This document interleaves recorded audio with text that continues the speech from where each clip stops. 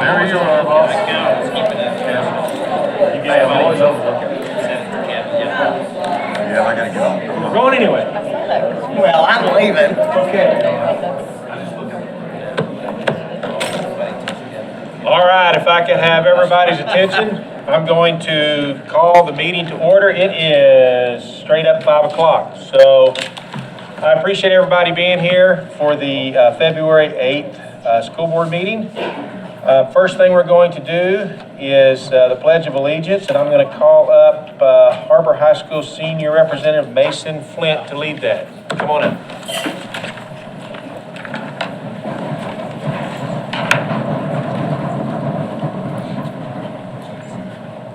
I pledge allegiance to the flag of the United States of America and to the republic for which it stands, one nation, under God, indivisible, with liberty and justice for all. All right, thank you. All right, Mason, we appreciate you being here this evening. Tell us a little bit about yourself. All right, so I went to T.G. Smith, Helster Middle School, Central Junior High, and Har-BER High School. At Har-BER, I do DECA, I do student council, and I'm also an intern at Legacy Bank, so I get to leave school early and then go work at Legacy. And then I serve at my church. I volunteer with a group of kindergarten students, and I organize a Bible study for Har-BER. Awesome. All right. Tell us about your plans after school. Yeah, so I'm going to the University of Arkansas, and I'm studying finance, and then I plan to either go into banking or teaching, so kind of two diverse routes, but just I like people, so I'm going to go to people business. Okay. Board, is there anybody that has any questions for Mason? Can you tell us how you got into Legacy and what led to that? Yeah, so I got really involved in DECA while I was at Har-BER, and I started doing a lot of leadership through DECA, and then I realized I like business a lot, so I wanted to take my experience from DECA and from marketing classes and go work for an actual business and get real experience. So I started being an intern at Legacy, and I shadowed all of the higher up in all the departments, and then now I work on the teller line, and I get to experience like real world business and get to intern, so it's really cool. Are you going to continue that as you move on? Yeah, once I get to college, I plan to keep working at Legacy and work as a teller. What has been some of your favorite classes at Har-BER? My favorite classes at Har-BER. We have calculus, and I like my teacher a lot, Mr. Fink. So that's one of my favorite classes. And then we also have a student council class, which isn't necessarily like a core class, but we get to do a lot of leadership development stuff. And I just really enjoy that class because it's a cool community, and we get to focus on leadership that you can take into the school and use it to serve the school. I noticed you just have one sibling. She's a year older than you? Yeah, my sister goes to the University of Arkansas, and she's studying journalism. So have you guys been really close, being so close together in age? Yeah, we went to every school together at least once. And then my mom works at T.G. Smith too. She's sitting over there. So we got to kind of have all three of us at T.G. Smith together for a while, so that was a lot of fun. So is it different with your sister out of the house, or? Yeah, it's different because we don't see each other at Har-BER anymore, obviously. So it's a little bit weird because I used to be able to like ride to school with her. But it's cool. She's doing bigger things at University of Arkansas now. So you'll be back together again? Yeah, back together. Never get a chance to go to school by myself. That's awesome. Board, anything else? Can you introduce your parents for us? Yeah, so this is Mrs. Flint or Carmen, and then my dad is Dwayne, and they're sitting over there. Well, thanks for being here tonight. You got a wonderful young man here. We look forward to seeing what he does in the future. So, thank you. Thank you. Great job, guys.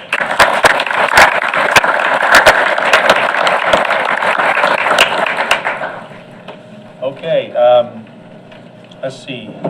How do we look on our agenda for this evening? Do we need to make any changes, or No, sir, I stand. everything good? All right. I make a motion to accept the agenda as presented. We have a motion by Mrs. Cook, a second by Mrs. Creek to accept the agenda as presented. All those in favor, please say aye. Aye. Any opposed? All right. Now, the consent agenda. Everybody's had a chance to, I'm hoping everybody's had a chance to look this over. Are there any questions, concerns, anything about the consent agenda we need to address?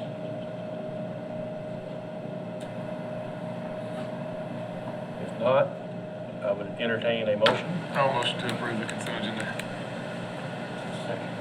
All right, we have a motion by Mr. Bell, a second by Mr. Ramos to accept the consent agenda as presented. All those in favor, please say aye.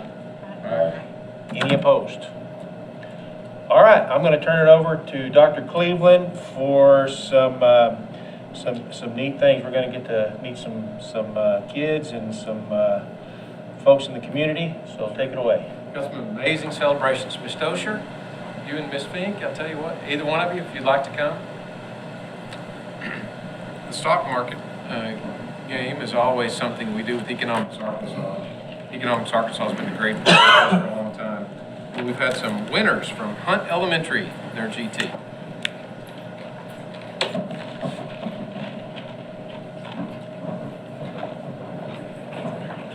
Hello. That's not working tonight. Okay. We're going to have to talk loud. I can do that. We had actually 3 of our teams place. We had first, second, and third place students place in the state. Our little team, our little 4th grade team, we just went to Little Rock last Monday and had a celebration luncheon, and they got to be recognized by the State Department. I'm going to let Leanne, this is Leanne Johnson, she's our GT teacher, and I'm going to let her kind of tell you a little bit about what they did. So each team that I had, it has $100,000 that they get to spend in purchase stocks. And on my 4th grade teams, I just tell them to spend. And some of them have a hard time spending their money. And so we show them the pie graph, and it shows how much they've spent. And I said, I want that whole pie graph to be blue, that you spent it all. So once they realized they could spend it all, they started making more money. So what was your favorite stock? Target, yours? Target, and yours? Disney. So that was some of their favorites, and that's what they purchased. And Target did really well for them during the semester-long game. And Disney kind of went down, but it came back up. But they did great, and they were their goal. They were trying to beat Shaw. And Shaw kids were right there with us. We were all battling for first, second, and third, and we ended up coming in first, second, and third. But the first place team got to go to Little Rock to get recognized. But they wanted to beat the Shaw kids. That was their goal. Nothing wrong with that. Can they introduce themselves? Yes. Tell them who you are. And you're in 4th grade in this Bernard's class. And you are? I'm in 12th and 4th grade at Miss Bernard's class. And you I'm are? on the So I have a question.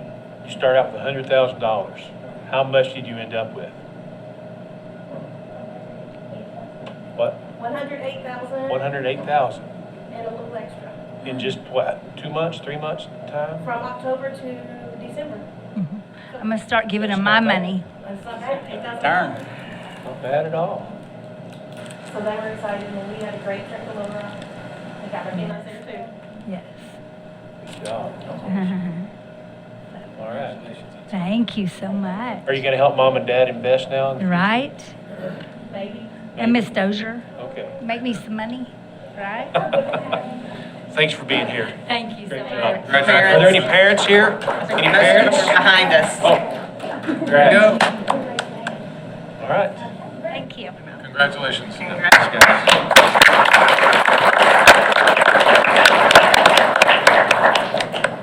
Next, we have Mr. Jones. We'd like to have some recognition for our Questbridge students who have done an excellent job being matched. Take it over. All right. Dr. Cleveland, Board, thank you for the opportunity to be here to share with you the celebration of some rock star kids. I'm going to ask them to come up. It's Mario, Kylie, Stephanie. They are Westbridge scholarship recipients, and I'm going to let them speak to their journey and who they've been paired with for their scholarship and next steps after high school. So Stephanie's going to go first. So my name is Stephanie Batres, and I will be attending Vanderbilt University in the fall. And it was really, Questbridge is a program that allows for us to, it's a full ride scholarship, and it's very competitive. I think this year over 20,000 applicants, and from there they drew it down to finalists. There were 6,000 And from those 6,000, there was 2,000 of us chosen to match and get a full ride. And so the 3 of us were one of those 2,000 students. Do you know what you're going to study? I want to do public policy. Okay. Awesome. Everybody needs to be sure and use their outside voices because our microphone is not working tonight, so we apologize to the audience, but speak loud so everybody can hear you. But you did a great job. My name is Mario Lopez, and I matched to Dartmouth College. To who? Dartmouth. Dartmouth? I plan to study economics, hopefully going into investment banking or consulting. Okay. Great, congratulations. Thank you. I'm Kylie Brock, and I matched with Oberlin College and Conservatory. It's in Ohio, and I'm hoping to major in psychology. That's awesome. Well, we appreciate you being here. Are any of your parents here? No? Okay. Well, that's fine. Yeah. You're getting old, yeah. Well, congratulations. I hope everybody does great at their respective colleges. Check back in with us when you get done. Let us know what's going on, okay? All right. Thank y'all. Congratulations.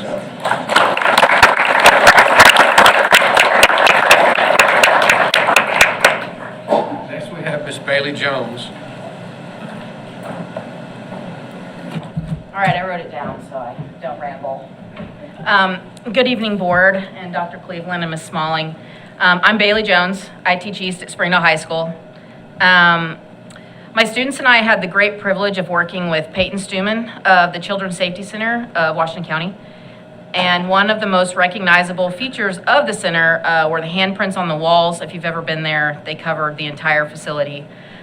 Each handprint is from a victim who came through the center.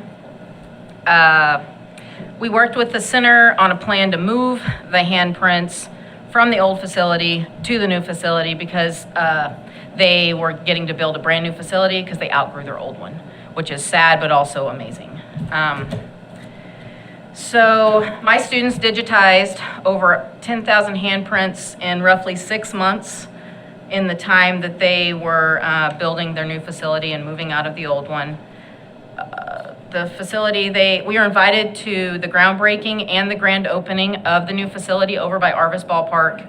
And I had the privilege of witnessing the reveal of the handprints that are lit up on the front of the building digitally.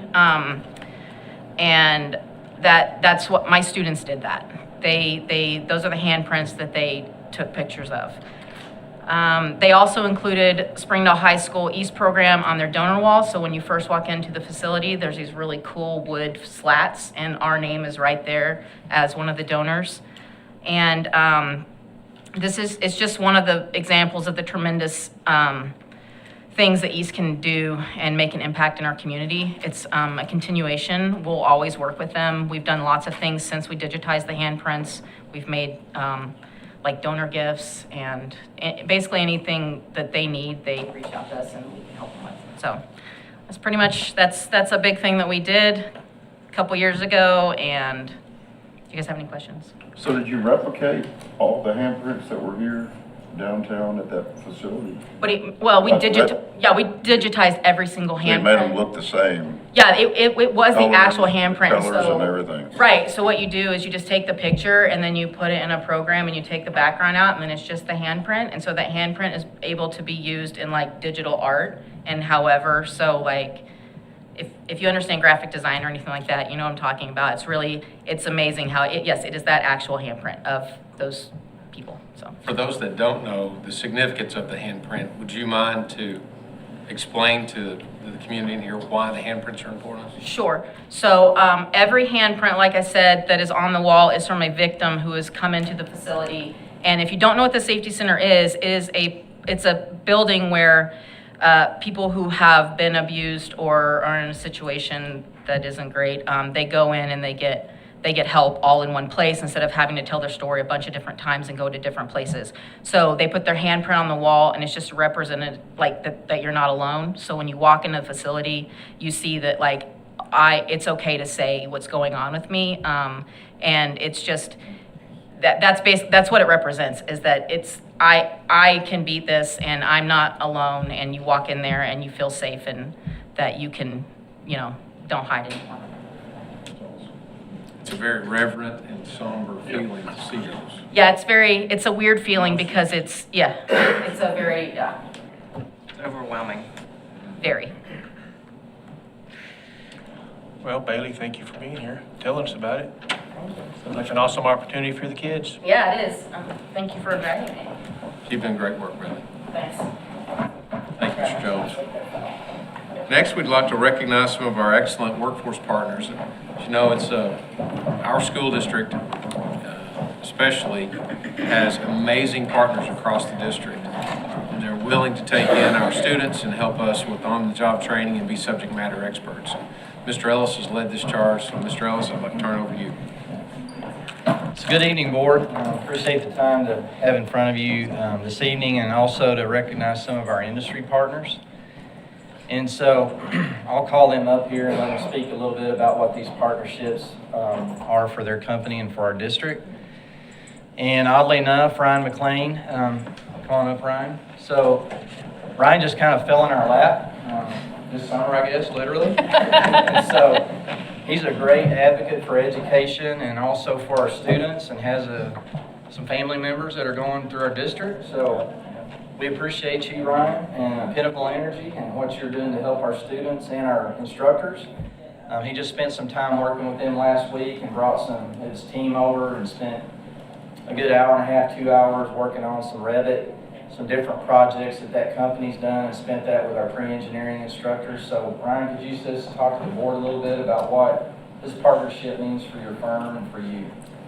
Yeah, so we're kind of selfish in that regard. Our industry kind of has a shortage of labor, and it's hard to find the right people to fill the jobs that we've got. And the industry's changed a lot in technology, and I think what is being done at the high school level has progressed so much in terms of their abilities to command technology. I think when you have the industry simplifying a lot of things in terms of the software capabilities, like you can't maybe expect high school kids to do all the calculations that we do right out of the gate, but software has really automated so much of that, and the high schools have really upped their game. Now you have crossover where there are jobs that these kids can take in an engineering context.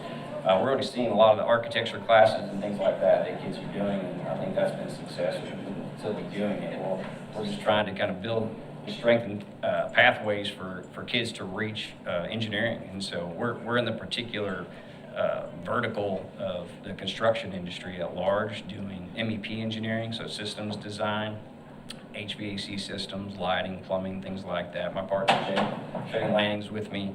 Pinnacle Energy is our energy branch, but Engineering Elements is our design MEP firm branch, doing like raw design, and we have spots for internships yearly, and we're looking to place people. We have mentorship opportunities, and so we want that voice. I mean, I think there's been a lot of radio play about the trade gap and filling that, but we want the community to know at large that design professionals, that you don't have to necessarily be geared and on a trajectory to just the trades. You can do anything. You can really do anything. If higher education is what you want to do, you can do that. So we want to see kids coming in engineering firms and beyond, take those kids that end up in our hands and send them to wherever college they want to go to. Help them get those degrees there as well. We have a guy in our firm right now who started with us. He was literally cleaning porta potties and mowing lawns at Kanakuk in the summers, and he had no background whatsoever, and just was unbelievably smart. Sent him to the university in a couple of years, helped him pay for that. He graduated with mechanical engineering degrees and working for us right now. Just fantastic. So these stories can work, and we just want to continue that pattern. Yeah, thank you, sir. Thank you. Thank you. Okay, so next I have Ben Vandehoe, Phillips Corp. Ben is I like to call him a smoke jumper. So a lot of companies have smoke jumpers. He's a controls engineer, real fancy title, but Ben can do just about everything. So with Phillips Corporation, CNC, that's Haas, Ben has been working to upskill our instructors, been working with our students, and we have a partnership through Venture Career Center with Haas Machines and Phillips, and Ben's just been very gracious to do training in the wintertime, some summertime training for a lot of our teachers. So we're just really appreciative of him and that Phillips partnership. So Ben, would you like to speak about that just a little bit, please? Sure, yeah. I'm Ben Van Youth. I work with Phillips Corporation. I'm an application engineer, and my job is to educate people. And in this particular case with Rodney, here, the teachers don't have the knowledge or the skill, I guess, or exposure to learning how to run these CNCs, because they're not something you can just pick up a book and read and learn how to run. So you need some experience and some guidance and stuff to learn how to run it. So I've been working with the teachers on these times to teach them how to better educate their students on how to run the machines, how to program them, how to set them up, and how to create a curriculum based upon all that.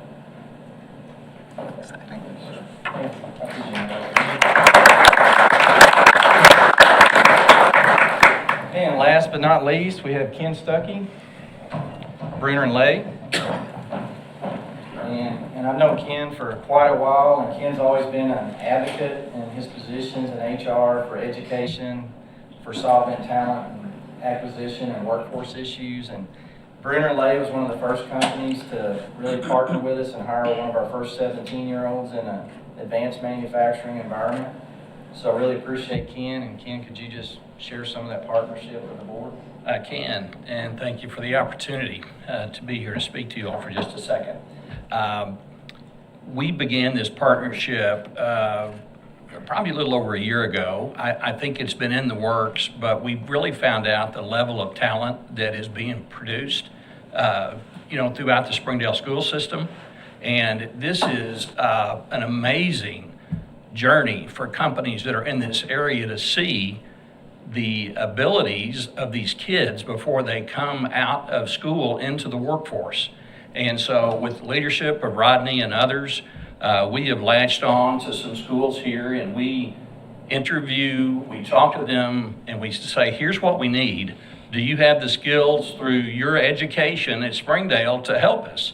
And most of the time, they're not only really qualified to start with us, but they actually exceed my expectations as an HR director, and I see a lot of applications that come in. The neat thing is that because of this program, Rodney, we have been able to establish a U.S. Department of Labor apprenticeship in 4 areas of our company: quality, maintenance, forge, and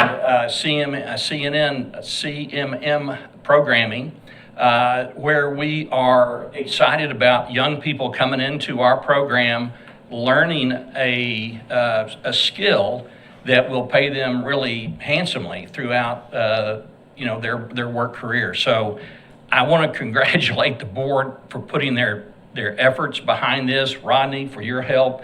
Bruner and Lay is a proud company that is located and headquartered here in Springdale.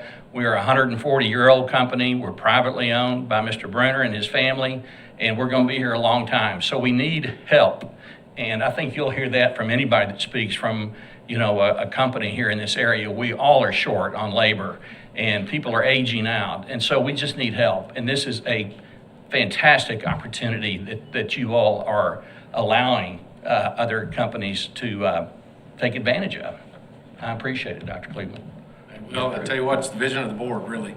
They're the ones who understand it all and help push us forward. So thank you so much. Thank you. Appreciate that. Thank you. Got any questions or comments for his? Appreciate everything you're doing to get all these kids plugged into these companies around town. Just Well, keep it's it a up. team. I mean, it's really a team. Our teachers and Dr. Cleveland and folks sitting behind me and Miss Williamson and our students. I mean, in the end of the day, it's our students. So we appreciate what you do. Thank you. If I could have my crew, we'll come outside and take a couple of pictures. Come out. Carry on some additional celebrations. Thank you, Mr. Hutchinson and members of the board, Dr. Cleveland. One of my favorite quotes is, alone we can do so little, but together we can do so much. And that reminds me of why we're here tonight talking about community partners. Tonight I want to extend my sincerest gratitude to 4 exceptional community partners for the invaluable resources that they have provided Springdale students and families. Their contributions have greatly benefited our school community, underscoring the vital link between community partnerships and our collective success. So if I could have all your associates come up. First, I'd like to introduce and recognize Miss Terry Chad, Miss Riley Gamble, Miss Julie Mannon, and I'm going to try to get this right. Jerry Bodian. There you go. Jerry Bodian. I want to give this to you. And I would like to recognize them for donating $2,000 to students and families in the Springdale School District. These funds were used to purchase food, clothing, school supplies, shoes, and other essential items. And I would like for everybody to join me in a round of applause for Collier Associates for supporting our students. I just really honestly just want to say thank you for letting us partner with you and we do good things for the community. We were very impressed with the tour that you gave us and all the great things that you have moving forward with that. And we look forward to doing more partnerships and collaborating and helping the kids out. So thank you very much for the opportunity. Thank you. Appreciate it. All right, we'll do the next one, but at the end of this, I'd like to get some pictures. Sure. Thank you. Next, I'd like to recognize and bring on down Rush Truck Centers. On down here. I'd like to recognize Mr. Haston Hellam and with Rush Truck Centers and also Mr. Ross Hoover for donating hundreds and literally hundreds of pounds of food to Springdale students and families. We're so grateful for this food donation, as donations like this allow the Treehouse Pantry to deliver food to students. So please join me in a round of applause to recognize Rush Truck Centers for this fantastic partnership.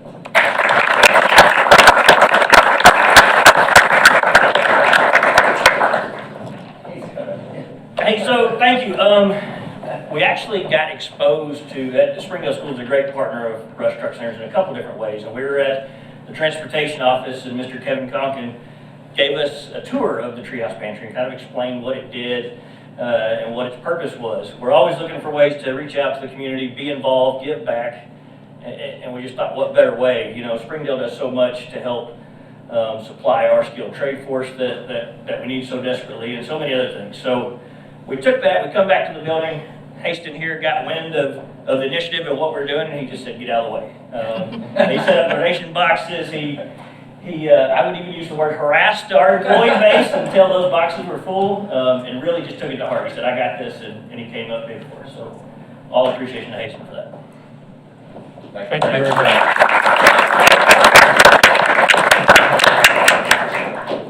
Next, if I could get Mr. Taylor to come down here.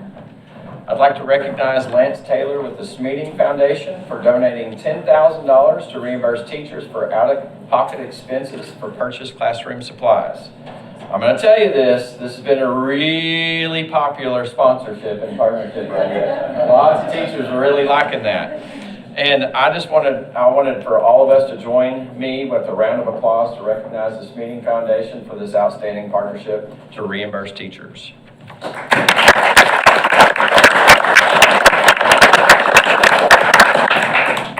On behalf of the Smeeting Foundation, I'd like to thank you for this recognition this evening, and we just appreciate the opportunity to be able to help support the Springdale School District, and we appreciate the district for your work every day in helping to educate the students in Springdale. So thank you. Thank you. And lastly is Arkansas 211 here, right? Perfect. So I'd like to recognize Arkansas 211 and now this is an interesting donation, but I can't wait to say this. This is a 1,800 DoorDash donation. And you may say, what are we going to do with 1,800 DoorDashes? Well, we figured it out, didn't we? So we figured it out. We are now shipping using DoorDash to send resources directly to our students' homes with those 1,800 DoorDashes, and we are so excited about how that has elevated our service at the Treehouse Pantry, and we so appreciate your partnership. So please join me with a round of applause for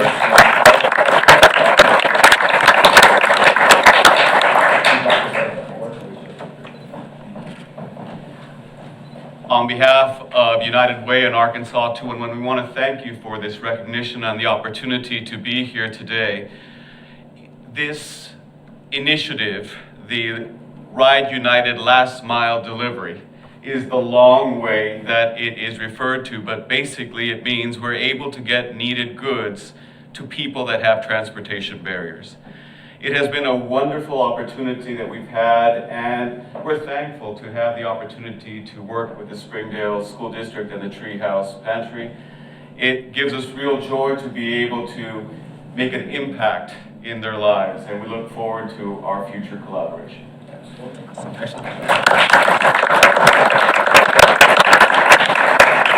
Before I conclude, I'd like to introduce Ms. Amy Schultz, Director of Nursing, and Ms. Monica Witchen, Assistant Director of Nursing.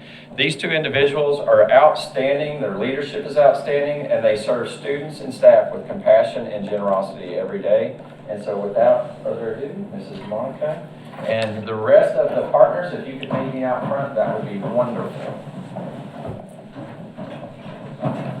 Good evening. Thank you for allowing Monica and I to be here tonight. We are here to talk about the Project Adam Heart Safe program that we implemented in Springdale schools this year. We are very excited and proud to announce that we have designated all 31 Springdale schools as heart safe. Being heart safe means that each school has a detailed cardiac arrest plan, as well as a cardiac response team in every school that's trained and prepared to save a life. The program adds a layer of preparedness and promotes a safer environment for students, staff, and visitors. We partnered with Springdale Fire, Springdale EMS, and Arkansas Children's Hospital to designate each school. We're very proud of our school nurses for implementing the program in their schools, and we're very proud of the awesome teams they have established across the district. Thank you, Dr. Cleveland, for your support with this, and thank you to everyone that helped along the way, including the building principals, the SROs, the CSSOs, nurses, and all the team members. Thank you. Do you have questions about Project Adam? How long did it take to get all 31 done? About 9 months.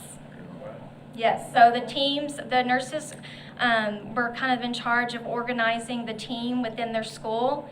It was, like I said, teachers, SROs, CSSOs, principals were involved as well in the team. There's one school too that has a couple of students on the team. Right, Central Junior High had some students also involved on the team, and they did drills, they practiced. They would put a mannequin down in the school, they would call for a cardiac arrest team to respond. Someone would, everybody on the team had a designated job, and then they would respond and give CPR and attach the AED. So we're very proud. I assume this is something we have to do every year, keep it refreshed and So retrained. we recommend that they do a drill every 6 months to keep their skills up, and then they would redesignate every 2 years. And every school received a large banner that said that they were a heart safe school. So a lot of them have them hanging, in the schools for visitors to see, parents to see. Great, thank you very much. It's a lot of hard work, isn't it? Yes, very much worth it. It's great. Great job. Thank you. Thank you.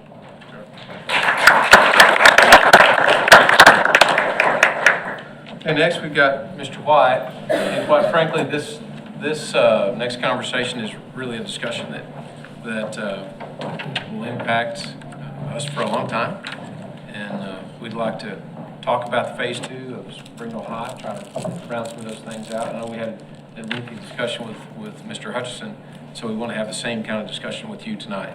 Answer any questions and then ask for approval.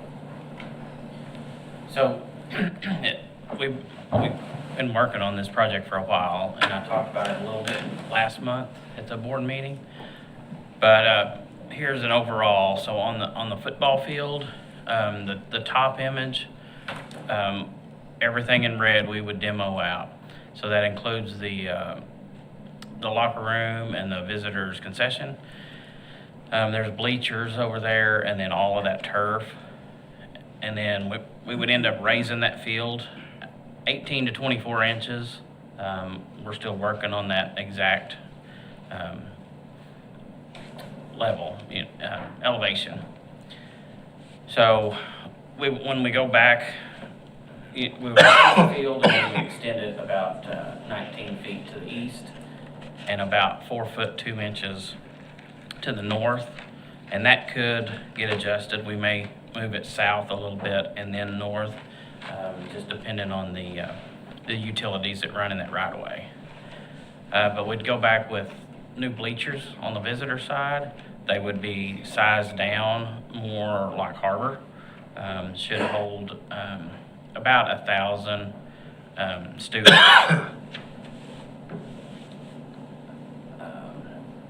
So there's like an overview showing the bleachers, and then there would be bus parking on the north side of the bleachers with a secured fence, so when the buses come in, they can shut the fence, and the teams, or it could get on and off the buses without having to go out of the fenced-in perimeter fencing. There's what the turf would look like on the football field.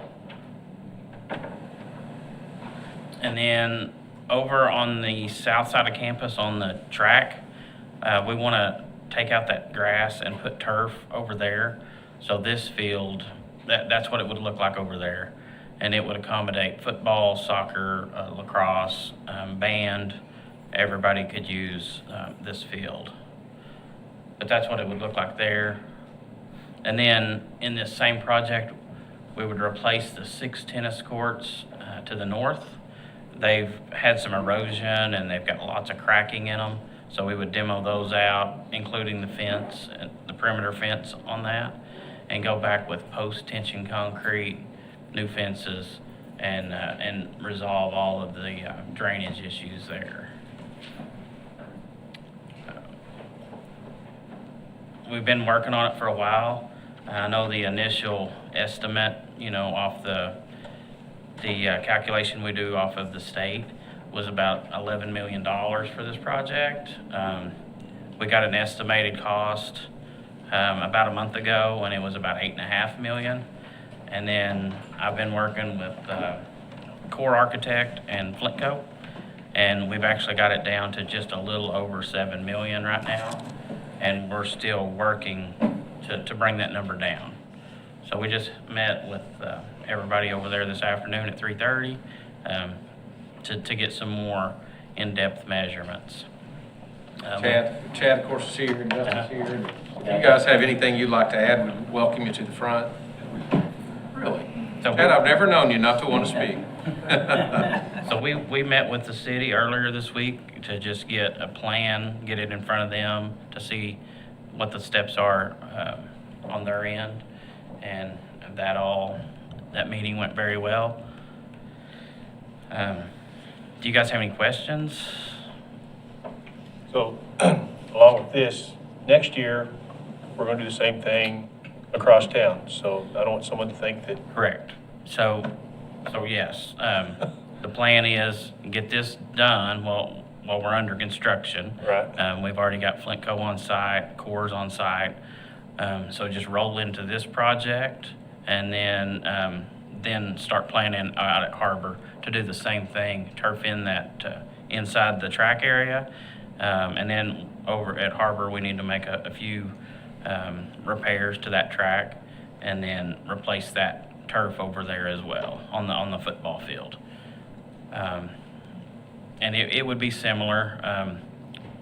It would have a wildcat on the football field and an HB on the multi-purpose field over there. But adding turf to those fields just lets all of the sports have an extra place to practice. As band can go over and practice instead of having to use that big parking lot at HAR-BER and at Springdale. Can you talk about the surface, the difference in what we have today, what the surface will be, the warranty, and all of those kinds of details? Sure. So the turf, Coach Fimple and myself have went and looked at a lot of turf. So this system,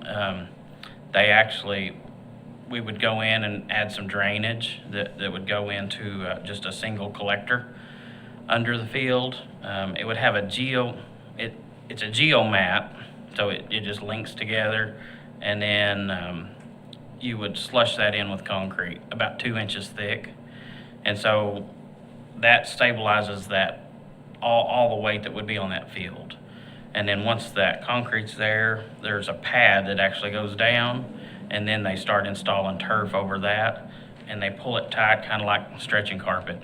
It has attachment boards on the sides, side zones and end zones is how it attaches down. And then it does not have the little rubber pellets in the turf. It has a cooling agent that goes down. It looks a lot like white sand, like at Destin, but it goes down on that field, and it will make that surface temperature about 40 degrees cooler than the black rubber pellets.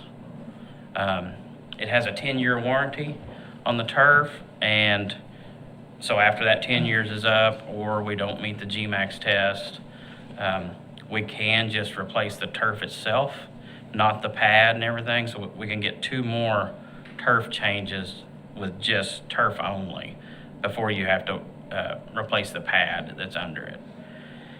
Our concern was, if they had an accident or something happen and they drove an ambulance out on the field, or if we had to get a piece of equipment out on the field, is it going to break the 2-inch concrete? We went and looked at some of this that's being put down, and they had photos of an 18-wheeler out on there, and the reason is because of the geo mats that's in there. That distributes that weight out. If a vehicle had to drive out on it, it will not hurt the field. Well, we know we had some drainage issues over at Springdale High, especially in that, would that be that southeast end? Southeast corner. So that field, the old style turf has a lot of drainage underneath. It all drains to the south and the east to a set of sump pumps. It pumps over to another set of pumps, and then pumps out to the east side to that drainage. So if you go through that parking lot, there's a little dip. That's where it daylights and drains east. So with this new system, by raising it up, it does 2 things. We can get the drainage in like we need, and you have 2 drainage ditches on each side, on the sideline, that are 2 feet deep and 2 feet wide, full of gravel, and they have drainage pipes in them. One side will be 12-inch, one side will be 10-inch, and they'll gravity feed down to the south, and then we're actually going to take it back to the west. So when we did this arena, the storm drain has been upgraded. So it's size big enough now to handle this water off the field.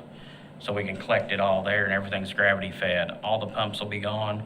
We won't have those to have to maintain anymore.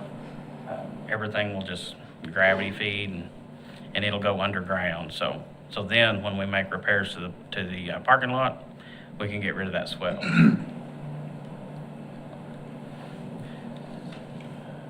Anybody have any questions about what Jeremy just went through? So I know there was some concerns about timing.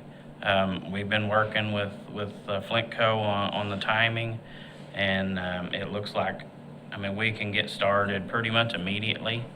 And I'm going to take part of the demo out, and my crew is going to do that.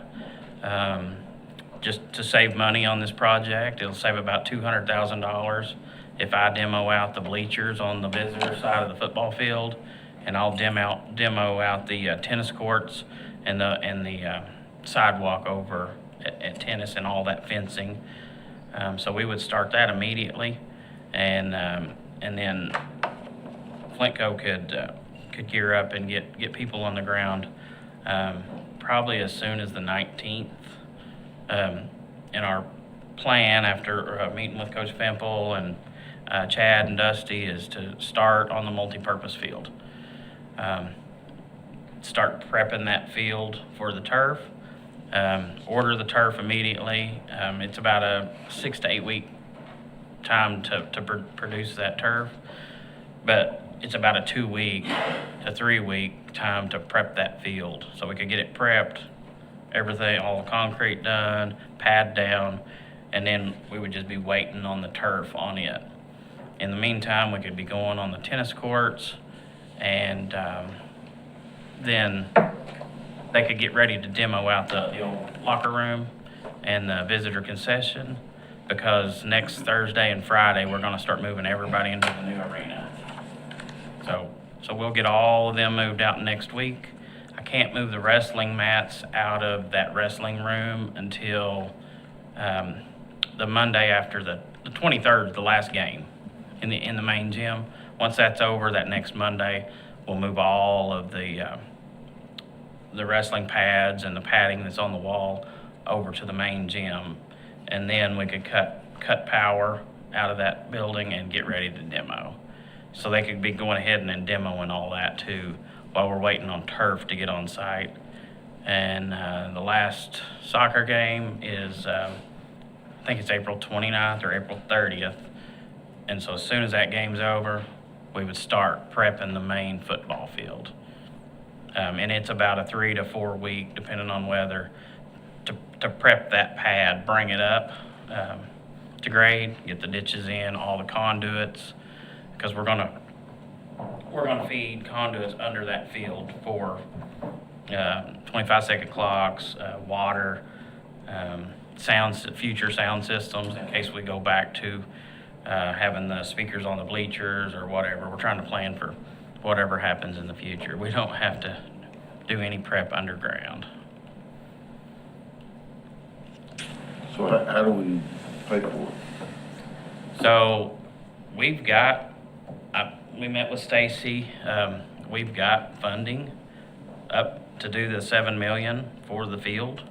And then I know we're meeting to, try to get people to help donate to these projects. We do have conversations going with multiple people who are interested in helping fund this project and others, because it's really a hard push, to ask taxpayers to pay for facilities that sometimes they might not vote for. And our goal is to have no request for millage. You've been very clear about that. And so the goal is to really improve our facilities for our kids, especially with the safety of this new system. It's a lot safer, a lot cooler for the band, for the choir, for anyone who uses that field, soccer, football, whomever. And so that's part of the goal. Something that Mr. White didn't tell you is that some of the equipment that we purchased with some ESSER money, like the excavator, I think some students are going to be able to help do some work to tear out some of that demo. So Yeah. that's kind of an interesting thing. Yeah, we've been working with Rodney, so on the tennis court, we'll demo out close to all the sidewalks that stay, and then we'll be able to let students, because the heavy equipment class is actually at Springdale High.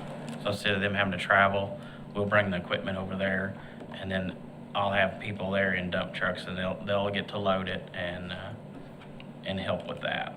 And a lot of this was work that was gonna have to be done anyway. Well, that was my next question. Is this must do, want to, like to do? No, the turf. Where does it fall on that scale? The turf, we have to change the turf. It's past its life cycle. It's still meeting GMAX, but it needs changed. So also by raising this field 18 inches and widen it will get us to the right regulations for soccer and all of the sports. But by raising that field, we get rid of all those pads that goes around that field. Those are about $100 a foot. And so normally I spend $20,000 to $30,000 a year on pads on that field. So by raising that up, we get rid of all that, and we don't have any safety issues anymore on that field.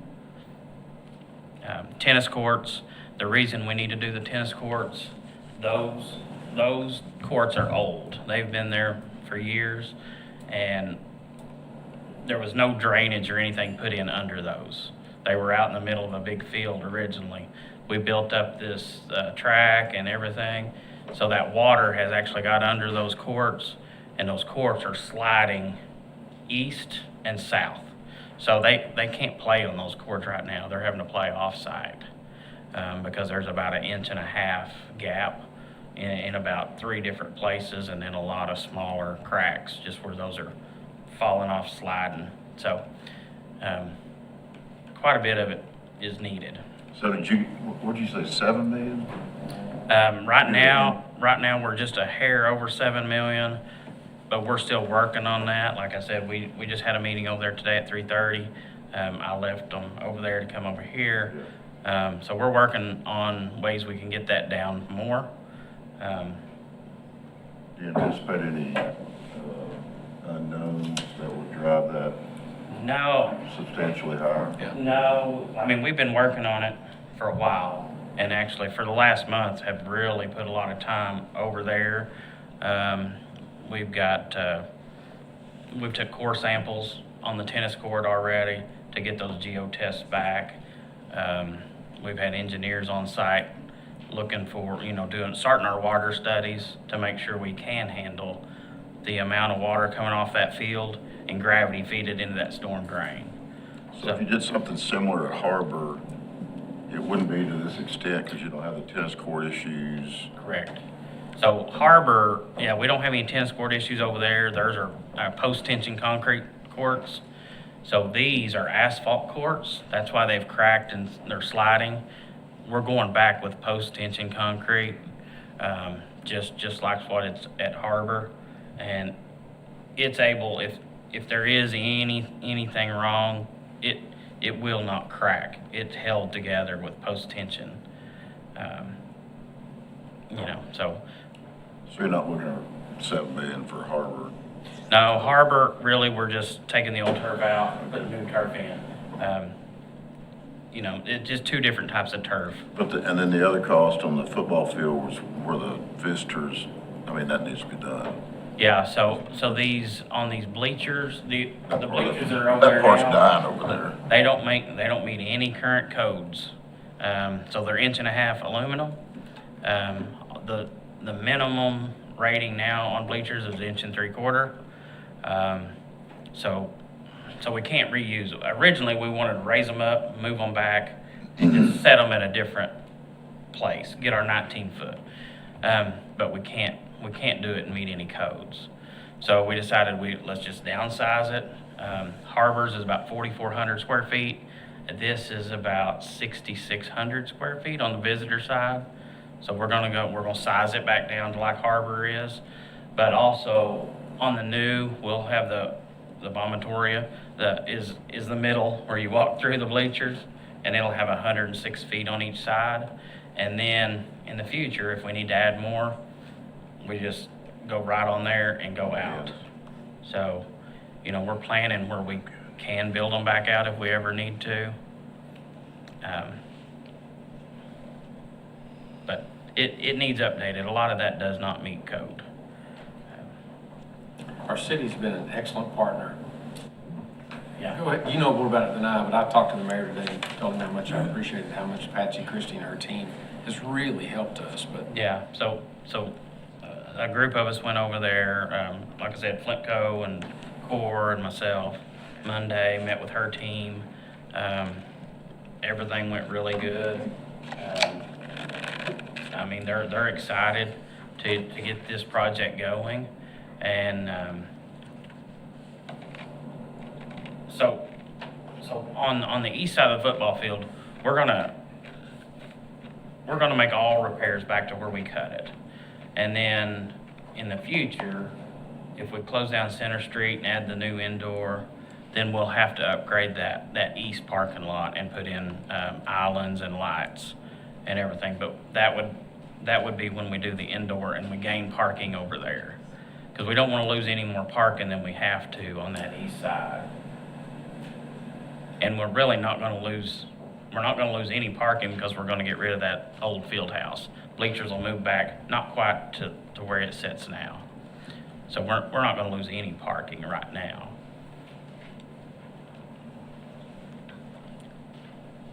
I want to go back to the funding question. You said we have the funds for it, but what is the source of those funds, and are they earmarked specifically for this project, or are we making a choice about how to spend those funds?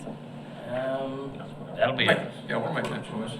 It's part of our building fund, and we've got roughly 36 million in there. we try to, as we save money, slide that money almost like a savings account. And that money came from when you all lowered the interest rate and we built these other facilities. So it's earmarked for construction, renovation. And so for clarification, if it's in the building fund, it's got to be spent on facilities. Yes, sir. Maintenance. Yes, sir. And this project, Moved anywhere else. it doesn't qualify for partnership funding. Yeah.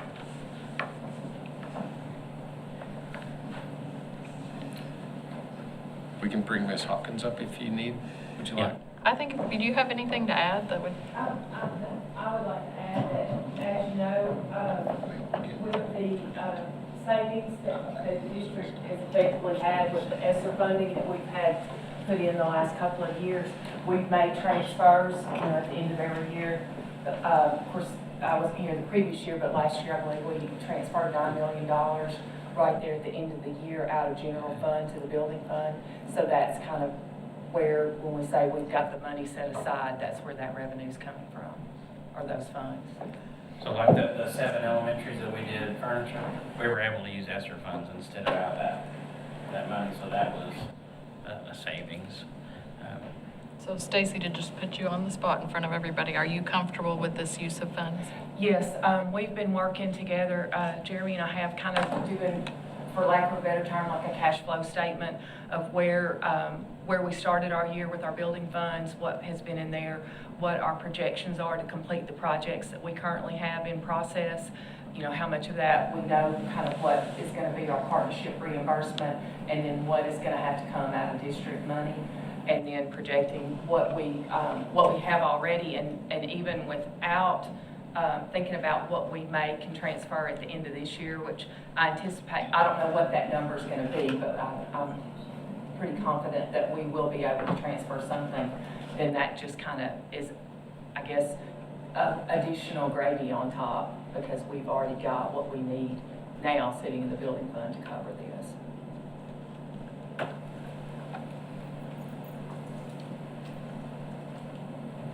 Thank you. Is there anything else, board? Any questions? Anybody sitting here, contractor, architect? Jeremy, now's the time, because we do have, this is something we have to put in the form of a motion, and we have to put our stamp of approval on this before Jeremy can go forth and make all this happen. Yeah, the schedules we want to avoid as much, we don't want to affect any of the sports as much as possible. So right now, it's the perfect timing to get everything ordered and have it here for the end of soccer, and have as much prep done as we can to have everything done by the time football starts, the games. But It could disrupt football for a little while though, like spring practice. It could. Summer workouts, but it's not gonna disrupt soccer to the point of messing up their season games. Correct. So we've talked to all the coaches, but by doing the multi-purpose field first, they can start practicing over there immediately. It's the same turf, same system as the main field. So we're gonna put football goals, soccer goals, and then have lacrosse over there. So any of those sports can practice on that field while we're finishing up the main field. And then, like I said, band will also have access to that field too, for their marching band. We know it's an investment, but hopefully it's a 50-year investment to where you won't have to do those things again. We've learned a lot of lessons, even since I've been here for the last almost 12 years. We need to do things correctly instead of having to go back and redo it again. And so our focus is to get these professionals to help us understand what is it that's the best for the longest and what's the safest for our kids. And so that's where we landed. We could do it cheaper, Ms. Creek, but it might be... We've done cheaper. It would be cheaper. Redone. It would be... Didn't work out. We'd have to do it again. Be done again. And we've got a lot of infrastructure in these prices for if we do an indoor later. We don't have to change any elevations. The elevation's set because we already own that land. So we're not gonna have to, if we do add that and close down Center Street, we don't have to change anything on this project. Same way on the parking lot to the east, we're gonna tie back into that original elevation. So, when we have to upgrade that at some point, it's just redoing that asphalt. Well, I mean, the elephant in the room is, we didn't really do that track and those tennis courts right the first time, if it needs to be done. So that multi-use field, it was supposed to have had turf on it, and we VE'd it out at last minute just to get the project going. We fought with that field, we've treated it, we've put sand on it, I mean, Picked up rocks. we've got thousands of hours in that, and it's still not a safe playable field. That's why nobody wants to use it. So by having the turf on it, it also helps our junior highs have a place to go. Kiwanis, everybody has we have extra field. So, we don't get in a bind. If we do have a problem with the field, we've got a second location we can go. Because there are bleachers there are lights there. Well, that's something else too about the football field. We're going to get new LED lights too as the process of it. And quite frankly, I believe that company's going to say, if you do our turf, we can help you with the lights and do it basically for free. Yeah, so we're looking at, so right now those have 1,500 watt lights and just incandescent lights. And we would change those over to LED. Use the same pole, same crossbars, just change out the fixture. So it would use a lot less power. It'd be more convenient if they do get shut off, they come right back on. You don't have to wait and let them cool down. Better lighting. Yeah, it's a lot better lighting. They'll do a lighting layout on that field, and then they'll put the fixtures on and aim them right where they need to be. So yeah, I did forget to talk about that. It's a big project. A lot of prep at the Springdale. HAR-BER's going to be a lot easier to do because we're not changing elevations. We're just changing the system and the turf. What's the value of those lights? $450 to $500? The lights they were coming at $495,000 just to change those lights to LED from incandescent. So, I mean, we've been working to cut it as much as we can without cutting something we're gonna have to redo later. We don't want to have to redo anything later. We want to be done. Because it does have 10-year warranty. We don't want to really have to do anything for 10 years.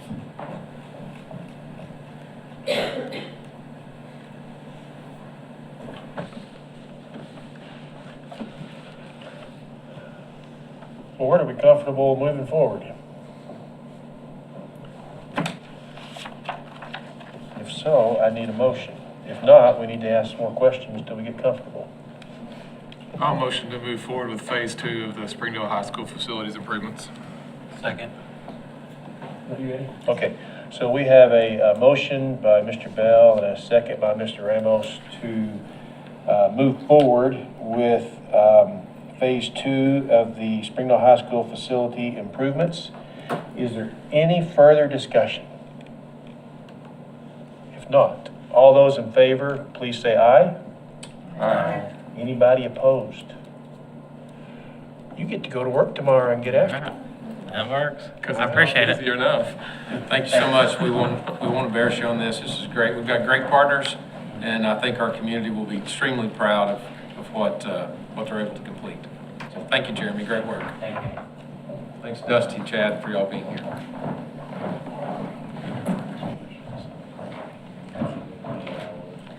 Good evening, Board.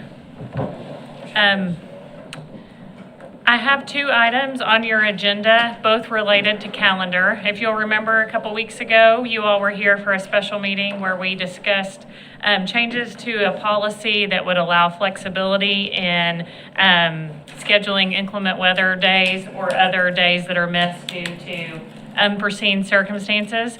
About an hour or so, I think, before we had that meeting, there was a commissioner's memo that, or it may have been the day before, a commissioner's memo released that offered some additional flexibility.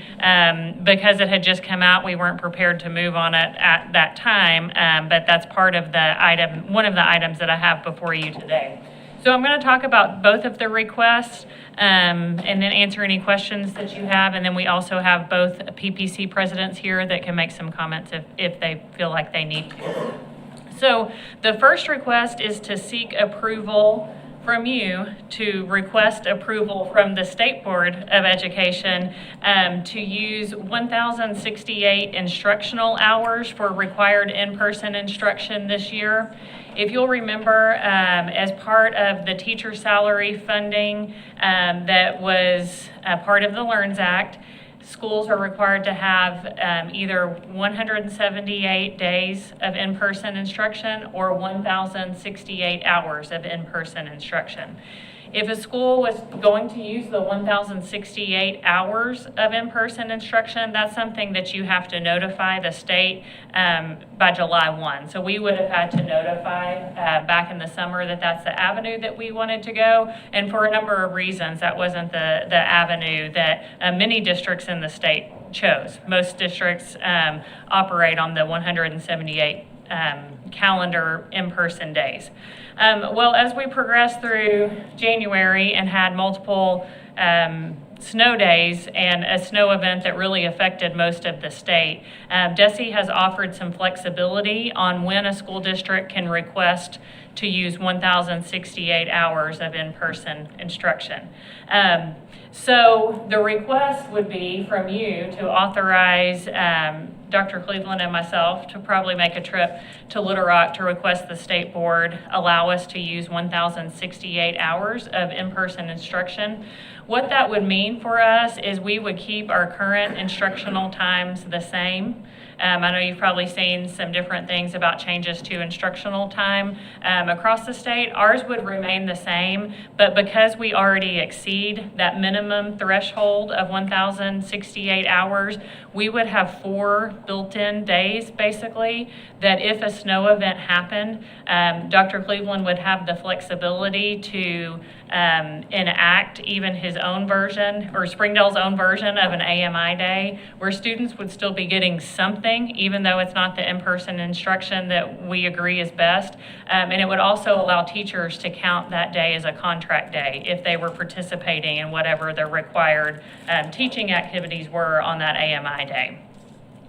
If we don't have any more inclement weather or other unforeseen events going forward, we would stick with our calendar that we have in place today, and this would just offer us a little bit of cushion as we move through the rest of February or even into March perhaps, that if we have some more days, it won't push us any further into May or even into June for student instruction days. The request is just going to be for this year. It's really just kind of a one-time. We've had a kind of strange winter, and then we'll reevaluate at a later time if this is something that the district wants to pursue on a more regular basis. So do you have any questions on that particular waiver, on the 1,068 instructional hours just for this school year? I do. What is the benefit to not having it as hours all the time? I mean, why do we choose not to do hours all the time? Yeah. I mean, what is there a pro and con to? I'd rather have days versus hours, or I think you could list lots of what's pros the biggest and one cons. for? I think the biggest a major drawback is when we start looking at, and we've talked about this extensively with our team even before we brought this forward. When we start looking at numbers of hours, even though I'm saying this is the minimum, the law says 1,068 minutes is the minimum. DESE made it clear when they authorized this, 1,068 is the minimum. It almost feels like that minimum becomes the maximum, and anything that Springdale decides to go over, it's more, even though we're already doing more. So the day gives us a little bit more flexibility. Yes, 1,078 days, that'd be a lot. 178 days is also the minimum, but we get some flexibility on what our instruction time looks like. So that was really the major drawback. There are also issues, and we could figure these out, with converting to contract days. When you've had a system all along that's operated on days, shifting to hours kind of, other things kind of pop up. There is a nuance too, where this is retroactive, so you can go all the way back to the first day we had in student instruction. My understanding is that the time over every day would collect and you could bank some time. So that is roughly 4.5 days. So right now, since we already did one, February 2nd or whatever, and then, or 6th, whatever it was, and then the 19th is coming, then we could have one additional day. That's the way I did the math, that if we have another inclement weather day, you don't have to push another day at the end. Does that make any sense? It does limit you though to 1,068 hours, where currently we're doing more. But there's been heavy discussion, I even had it yesterday in Little Rock, about what is a day prior to the assessment versus a day in June. What's the quality?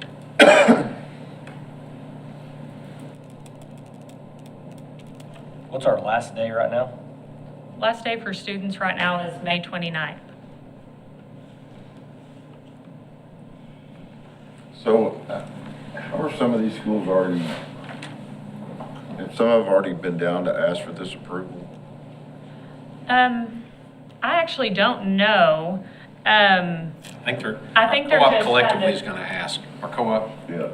I think there's a couple of different things that could be happening. One, some just assume that this is going to be granted because it was kind of endorsed by DESE, still has to go through the process, of course.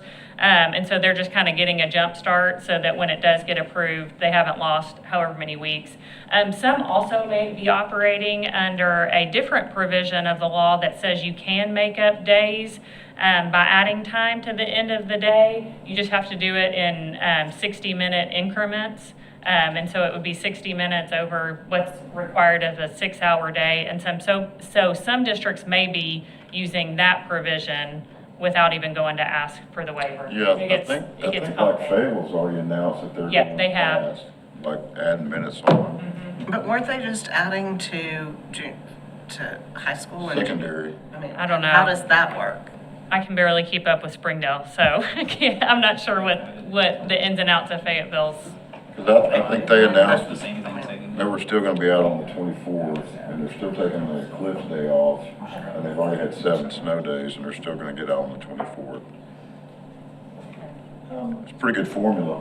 Fayetteville is not doing that for, sorry to interrupt, but Fayetteville's not doing it for grades 1 through 4 because the elementary schools there already have time built in. So they don't need to do what the grades 5 through 12 have to do. I'm happy to reach out to No, that's Fayetteville. fine. There's I know there are so many variations that are spoken of now.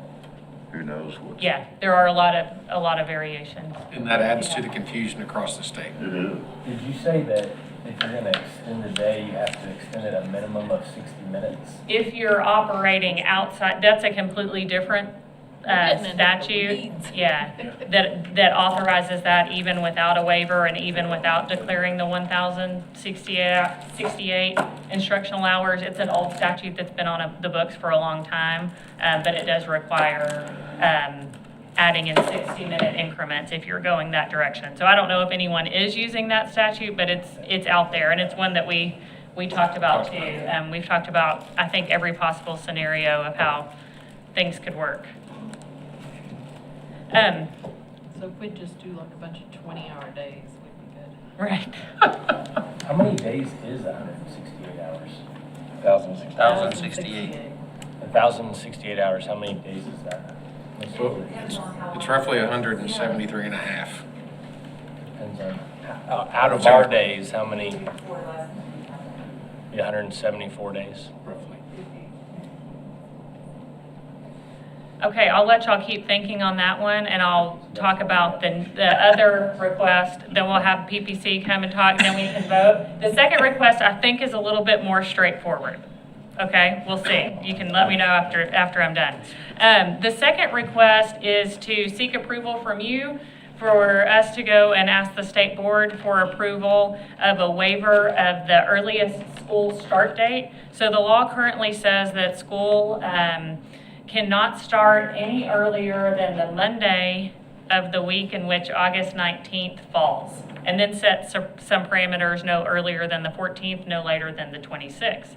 That law's been around for quite some time and is usually okay, except for years like 2024, when August 19th is on a Monday. So the earliest day that we could start is August 19th.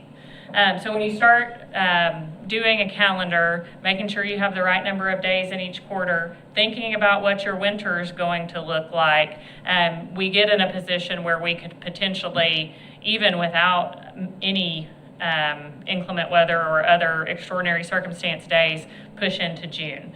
So Dr. Cleveland and the other superintendents at the co-op have talked about going as a cohort of all the districts, or at least most of the districts in the co-op, and requesting a waiver of the start date that would allow us to start a week earlier, basically.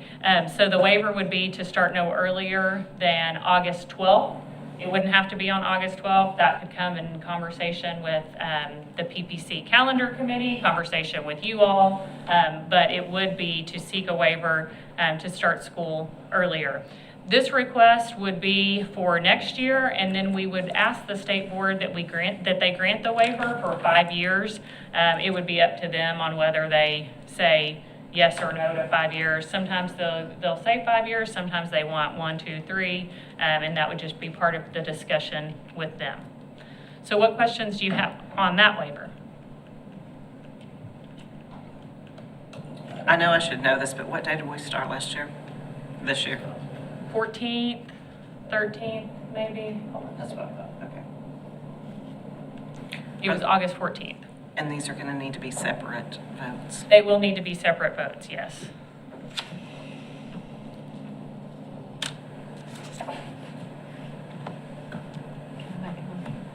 Well, before we do any motion, I want to invite Ms. Penalto is the president of the classified PPC. Ms. Woodward is the president of the certified PPC. They have been so wonderful to work with us. This has all moved pretty fast, as you can probably tell, and they've just helped us and been such great supports for us. So I will let them make any comments, particularly about the PPC response. I'm Sherry Penalto, the chairperson for the classified PPC. Yeah. And the only thing that we had negative is the Saturdays.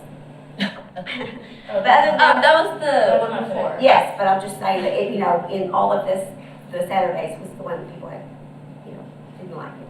Hopefully this will avoid that. Exactly, that's exactly right, but other than that, Yeah, so to piggyback off of that, people were super excited at the idea of not having to do the Saturdays like we voted on before.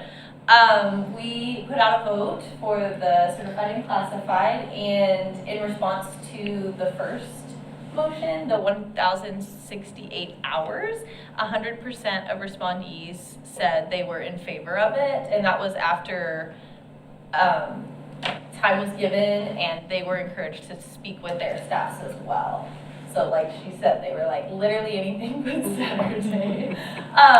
And then the second topic, the waiver for starting school before August 19th, was 86% and 14% not in favor. The feedback that I received and we received from the people that voted in opposition to it was they didn't want the start date to be August 12th. And while that wasn't the calendar's intention, and when we first created calendars thinking we could start that week, it wasn't the 12th, it was more of a midweek. We didn't obviously get to tell them that because we haven't had those calendars released, because we need to know when we can start before we can put out options for what that will look like. A little context onto that to kind of I guess just like provide a little more information to why it's important, especially I hear a lot from secondary with the balance of the semester. So right now, if we kept it the way it is for the fall and started on the 19th, the first student day being on the 19th, first semester is going to have 83 days, and then second semester has to have 95 to hit the target. So the secondary teachers often say, not only is it hard on everybody as far as like getting quality instruction before all these high stakes tests, but when I'm creating a scope and sequence for my class that is a semester long, and then a semester that's over 2 weeks of more, one class has to get and gets to get, and that ends up really being a hard balance for them as far as, I guess, like the ethics of that and giving 2 more weeks of instruction to one group just because of when it fell in their schedule. Being able to start earlier would just allow us to create more of a balanced take on that. Did you guys have any questions for us as far as like classified certified feedback or things that you're wondering about? How many people responded to that first poll that was 100%? Yeah, it was 35, and I told them I closed it on Tuesday. I kept it open until literally just before here, and I had a response today. 80% of those were certified votes and 20% were classified. And so again, those are just the PPC representatives, but they were petitioned to vote, and we sent them the FAQ and said, send this to your staff, ask your staff how they want you to vote. So it really was intended as a representative of as many voices as possible. Well, I've seen a lot of these votes that I've never seen 100%. Yeah, I had neither. I know. That's why I left it open, because I was like, they're not going to believe me. But yes. 2 of them, they voted. I'll show you just right here. No, I really did. I was like, they're not going to believe me. That's great. I'm glad everybody's on board. That's wonderful. Does anybody have any questions for our PPC representatives? Thank you. Thanks for your work. Thanks for being here. Thank you so much for all that y'all do. You bet. Okay, so I have one question. I'm Okay. really trying not to beat a dead horse here, and I know I was late to the party, sorry. So I'm a little bit confused on if we have excess, why we had to add days on the end of the year. Right, that's a really good question, and that's a question that people have asked.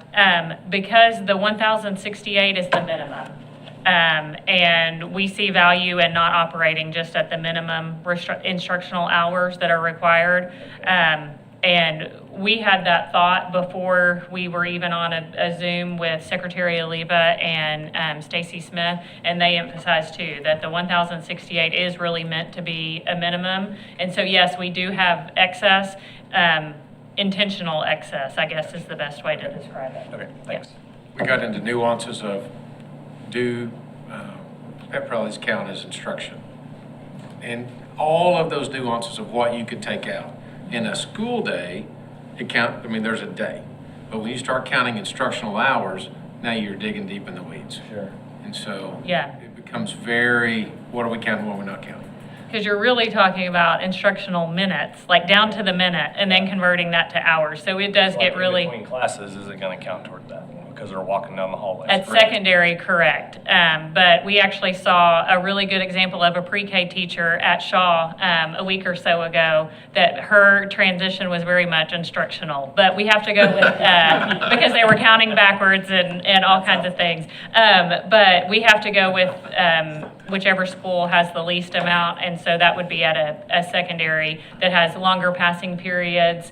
And those passing periods are not instructional time. Thanks, that helps. We need to have our high school kids count while they're walking. We actually talked about, could we like blast out some stuff over the intercom while they're transitioning? We literally have talked so many options of how we can get to. Oh, you think that'll work? Oh, we'll see. I love it. All right, board. Did you say you have no more questions? Are you resting? Yeah. I make a motion that we approve the request for state board approval And we need to to do 2 separate? I think 2 separate would be better. use the 1,068 Second. instructional hours for this school year. you say second? I did. Okay. So we have a motion by Mrs. Creek and a second by Mrs. Cook to approve the use of 1,068 instructional hours moving forward. All Just those. for the 2020. Do what? Just for this. Well, yeah, for 23, 24, sorry. And that would be pending state board approval. Pending state board approval. We're trying to get the. Make it say whatever it's supposed to say, Trying to get Leanne. the motion corrected. Well, I read it correctly. You repeated it. I just shouldn't have interrupted. All right. All those in favor of that, please say aye. Aye. Anybody opposed to that? God, I hope not after all that. Okay. All right. Second. I make a motion that we seek approval to request the state board approval for the waiver to allow the first day to be no earlier than August 12th, not 20th, 12th, August 12th, for the 2024-2025 school year. Second. Okay, we have a motion by Mrs. Cook and a second by Mr. Ramos. You heard what Mrs. Cook said. That's exactly what I'm not going to try to say again. Everybody in favor of that, please say aye. Aye. Anybody opposed? All right, 2 for 2.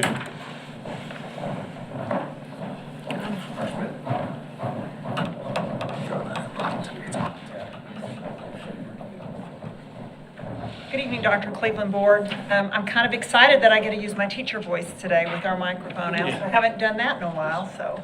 I just want to give you some data on our building walks and coaching supports.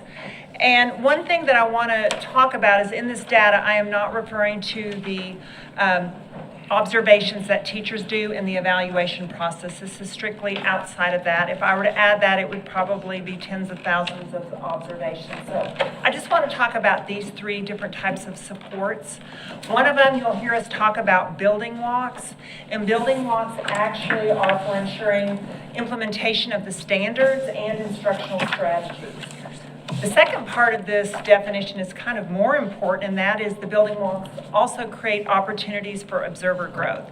So I'm just going to say when you guys are in classrooms and observing, that is really that second part. It allows you to have opportunities to see what you're looking at and to observe it and then to ask questions and to grow. The second part is coaching support, and that's really designed for individuals or teams to have guidance, mentorships, and skill development in particular goals that they're working on. This last one is really new to our district, and that is talking about the behaviors that we have in our districts.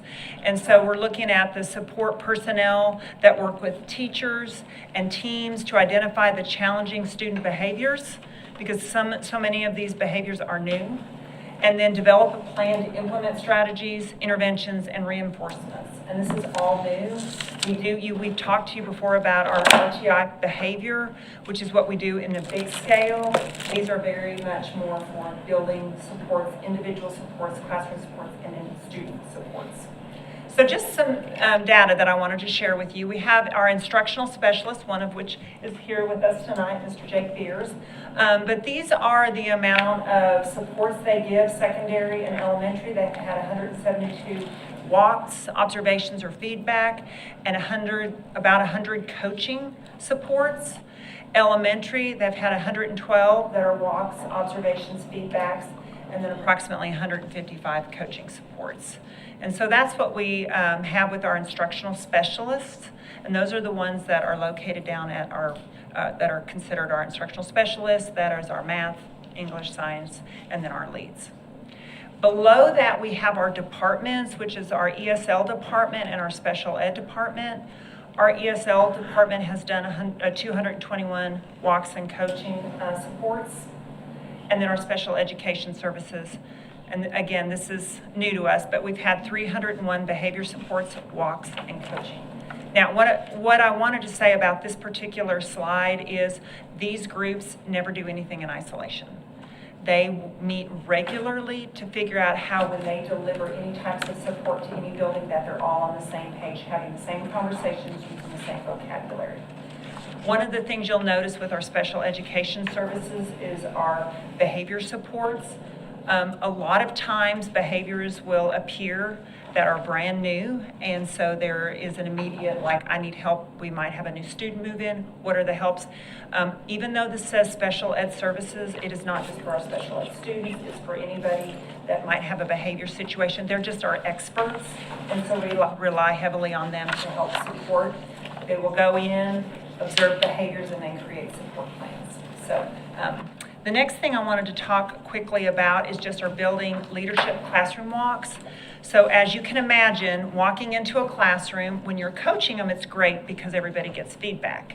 But if we talk about walks, how does that walk actually turn into improved student achievement? So I wanted Ms. Fink to talk to you specifically about some examples that she has, and then we'll come back. Good evening, board. At your seat, I placed a packet. We will briefly go over this. So this is actually one of my favorite things I get to do in this role, is get to be in buildings and walk classrooms and get to interact with teachers. And although that was fun to do by myself, I found it was a lot more fun when people joined me. So I started offering opportunities throughout the year for people to sign up to join me at buildings to do very focused walks. So on this front page, you will see just a list of the growth walks that I've done with principals, teachers, instructional facilitators, specialists, department chairs, Dr. Cleveland, Dr. Smith, Ms. Tischer, Ms. Clay.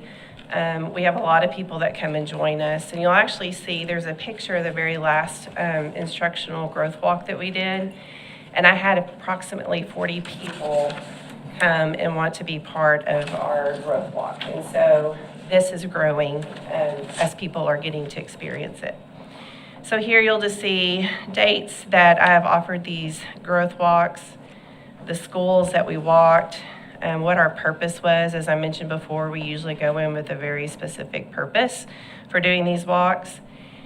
And then approximately how many participants came. I don't keep an actual count, but I went back and counted invitees on my Google Calendar, but they always end up bringing 4 or 5 more people with them. So those walks are actually a lot larger than what is listed here. And then approximately how many rooms we're able to walk during our growth walks. The second page that you have is a Tier 1 literacy instruction look-fors, and it's actually the next 3 pages in your handout. And this is a very overwhelming document, and it's not ever meant for the entire document to be used when you're walking into a classroom. It allows us to be very focused. And so if we are walking a building just looking for interactive read-alouds, then we will just focus on that one part of the walkthrough tool and be looking for that. So we would hardly ever go into a building and use these tools we're just going to walk and look for everything. Yes, Randy? So you go cruising into a classroom with 20 people in tow and watch what they're doing? Typically, we do not have this many people in attendance. The teacher knew ahead of time that we were coming, and they knew the amount of people we were bringing, and so we relocated to the library so we'd have more room. I know when just one of us goes in, Yeah. everybody stops and starts looking. No, they're very used to this. Okay. And typically, when I have a larger group, we break into smaller groups and we walk the building in different rooms. So we're never together at one time, if that makes sense. Gotcha. So there's just a couple of examples of tools. And then on the very back page is just an example. This is not an instructional growth walk. This is just Melissa walking a building and going in and grabbing a principal and say, hey, let's go walk your building. So typically we'll walk 5 to 10 classrooms together and we collect some data. Sometimes we're pretty focused on this sheet, what we're looking for. This particular day, I was just looking for everything that was on this document. You can see my notes that I made just as a reminder to me of what we had seen as we were walking through the building. This is also a good time to note that this is just a snapshot in time. We're in a building or in a classroom for 4 to 5 minutes, and you're not going to see everything on here. So really what we're doing is we're looking for trends and data. So if I go back to this particular school and walk multiple times and we're never seeing a purpose statement on the board, then that's a trend we probably need to address. But again, you're not going to see everything on here because it is just a snapshot in time. On the back of this, or actually on the next page, or maybe on the back of this document, There is a feedback, a building debris form. We will sit down after a walk and we will debrief things that went really well, things that we liked, that we saw on the walk. We call those our glows.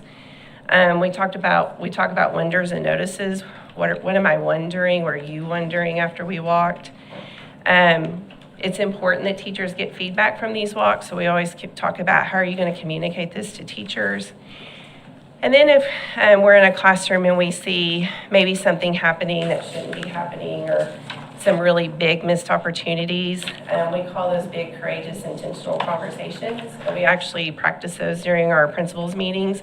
And so we may talk about what is that courageous conversation that needs to happen as a result of the walk. And if not today, how are you going to get back into the classroom to see if it wasn't just a one-off chance that was happening?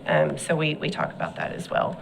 And then we always ask, how can we support you? Is there anything that our team of 5 can support you in your work?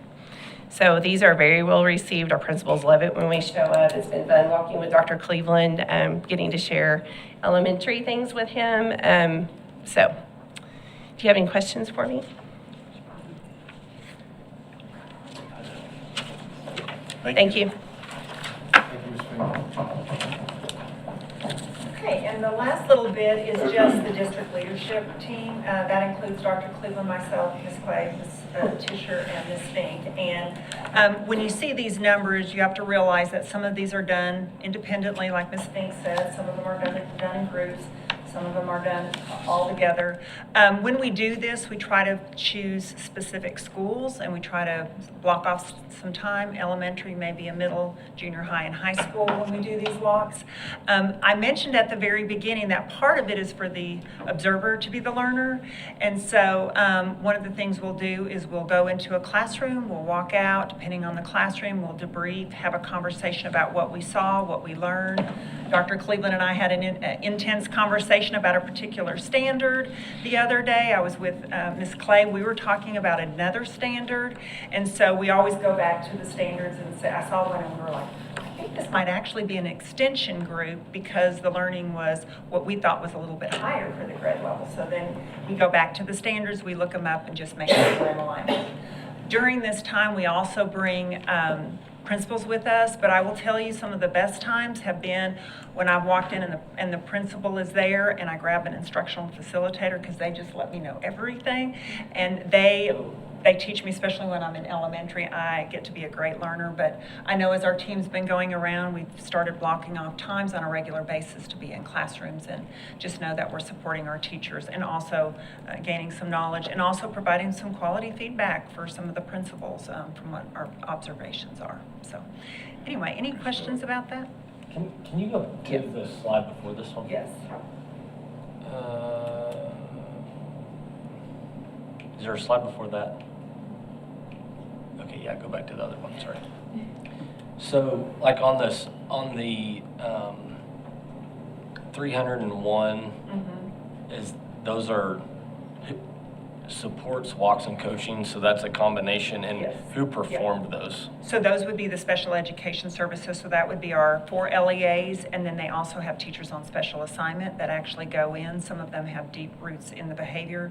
They've actually helped create our district matrix, like you can go in and document behaviors and it automatically tells you kind of what types of supports you need to give to that student. But some of those are emergency phone calls, and some of those are purposely going in, working with the administration to walk their building and then create some systems in place. This is after we put a district-wide RTI behavior plan in place. And then ESL, how many people is that? That would be the 2 leads and 4, we actually kind of have a split job at 4 TOSAs. And a lot of those are done, both of these departments have gone to every single school and gone in as a support group. And then ISs, how many of those? We have 3 leads, so 3 administrators, and then we have 6, I'd have to name them all, but I think 5 or 6. Okay. Perfect. And the invitation would be, if you would ever like to go with me when I go, you're certainly welcome. I can send you some out. They would love it. Principals would love it. Teachers would love it. You're always invited. Just can only have one of you at a time. Or we can Just reach out to notify one of Chris. us. Or notifies press, yeah. Any questions for Mark? Well, at this time, what I'd like to do is I would like to invite Mr. Jake Beers. He is one of our instructional specialists. You might remember him from Jones Elementary. But he is going to talk a little bit about the solar eclipse, and then to save time, I'm going to let Jeremy come back after that. So. All right. Well, good evening, board. Dr. Cleveland. 7 years ago, I stood in front of y'all, and the last solar eclipse was August 21st, 2017. I had a little bit longer hair back then, and it's more gray these days. But we're preparing for another solar eclipse, and just wanted to give you a brief update that we're prepared. So that solar eclipse is on Monday this year. Last year was right at the beginning of school. This year we're kind of well into the school calendar. So on Monday, the 8th of April, that solar eclipse will cut across the Texas, Arkansas, all the way up north. And so we are just outside the path of totality. You'll see that right here. So here in Springdale, we're just outside the path of totality. If you want to go see the best eclipse, you got to go in between just north of Conway. The state, actually, the Arkansas Department of Transportation is recommending, I think, 1.5 million additional visitors to our state coming in because we're in that heavy swath.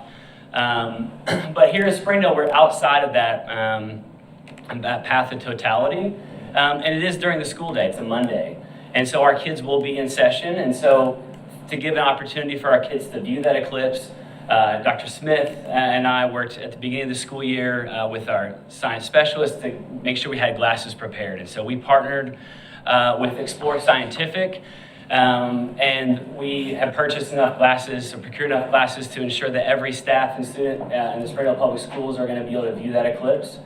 We're at 98% totality, so it's really close to full totality, but here in Springdale, we can't take our glasses off when you view the eclipse. It's not like the spaces where you can go out and see, there's a few minutes of darkness. We will, similar to last time, we're close to totality, but we don't hit it. So this was actually a picture of Turnbow kiddos back in 2017, so there'll be 7, I think Miss Long's class was a first grade class, so these kiddos would be in 7th, 8th grade now. And so a lot of our kids have grown up having one of these experiences, and now a second one. It's 2045 before we hit another one of these eclipses across our area. So this will be one of the last chances that we catch to see an eclipse for a while. And so we want to make sure we captured that. So the district communication office is sending out information to all teachers and parents. The communication will go, I think Monday will go out. We'll have a March 8th kind of curriculum stuff for people, and then we'll have a big kickoff on the event. So we just want to let you know we're prepared, that we're ensuring safety, that we're making sure that our teachers and students can be part of this experience, and we hope you would join us as well. So, any questions? All right. Thanks. Well, glasses are coming your way, so we're excited for that. So, Good job. See why he was a great teacher. Yeah. Russellville or Jeremy? Back again. Back. It's your favorite thing to do, isn't it? Look at that happen. I look forward to it every month. we thought you liked this. Okay, so this construction update is going to be a little shorter than most, but He's tired. yeah. So Central, All his words. and all of these are making good progress, but here's Central, so they're actually getting some terrazzo down, and they've got parking down. A lot of the exterior is sealed, so I mean they're able to work no matter the weather. Right there, that's where the turf's going to go. So they're actually putting the base in, and they'll put the vapor barrier and start to put that turf down here pretty quick in the courtyard. There's a view from upstairs out where the turf will be. So. This is on the learning stairs, so they're actually putting infrastructure in for the projectors, cable trays going in. So there's a lot of infrastructure that's happening right now. This is the lobby. of Central, so they're putting a lot of the interior glass walls up and the doors. So that'll create that secured vestibule. That's it at Central. You guys have any questions? We're still planning spring break week, the Friday up before spring break. We'll get in there, we're gonna start moving. We'll have that weekend, spring break week, and the next weekend to have everything moved over. There's a lot of work that Baldwin and Shell will have to do that week also. We're going to refeed parts of the current building, the utilities out of the new building so we can start demo on the original phase 2. So we're working on that right now, working on schedules to get Todd in the new building and start school back that next Monday. Springdale High School, here's just a few pictures of exterior, interior. We've got just a few little punch lists to finish up before the 23rd. We're going to open it up that night so people can go through it and then attend the last game in the main gym. So the plan is next Thursday, we're going to start moving everybody into the new building. All the trophies, Dusty's worked on a plan. We'll have these trophy cases full and everything by the night we open this up. There's another shot. And that bulldog looks good. I didn't see that the other day. Yeah, so they're still working on the punch list right now, but it's really coming together good. Do you guys have any questions on Springdale High? I know the three main things we've got that red stripe in the gym. It's not quite the same color red, so we're gonna repaint it. We're gonna change a little bit of block lettering on the floor. And then that vent. Yeah, there's a return air vent up on the second level that looked really bad.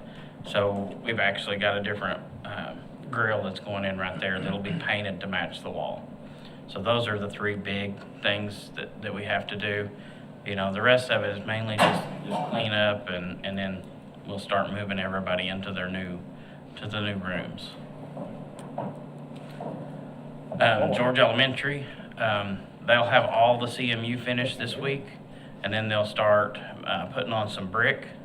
And so they're actually putting up a lot of the bar joists for the roofs and stuff. So they're making a lot of progress there. That's a different view. So those are actually a set of restrooms. We had to tear one set out when we demoed down. These are the new ones going in. So that'll actually be a hallway from the original building into the new cafeteria. And then this summer, that kitchen, the existing kitchen, we're gonna flip everything. Freezer and cooler will move to the inside, and then serving line will actually go out of that west side. But they are making a lot of progress. It was kind of muddy around there, slowed them down a little.